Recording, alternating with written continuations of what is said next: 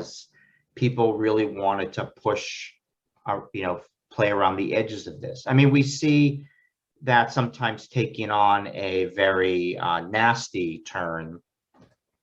There was a time, and he absolutely moved past it and was sorry that it ever was a part of his life. But there was a time when Bowie seemed to be a public admirer of fascist aesthetics, right?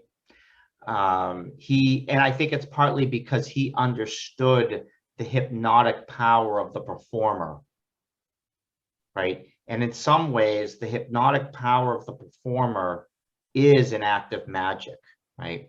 Because you're literally changing people's consciousness by way of some manifestation of your will, right?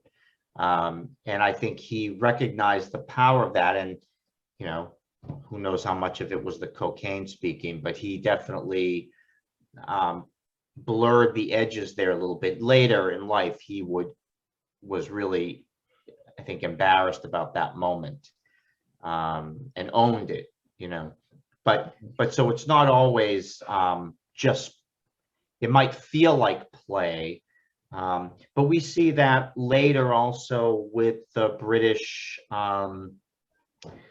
industrial underground, Throbbing Gristle, and where there was a kind, militant outfits, and obviously there, in the early days of punk, there was sort of an embrace of the swastika, but again, it was like it was an FU less than it was an ideology. The problem is that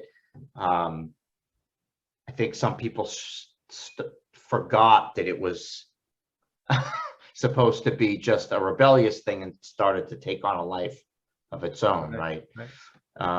So I think that that's also important about the power of these symbols and the ways in which musicians understood the power of these symbols. And so it gets to this other question of,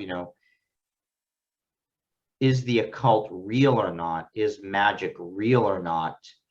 Is less important than the relationship that we have with these symbols and how they immediately kind of key into something in our sort of lizard brain,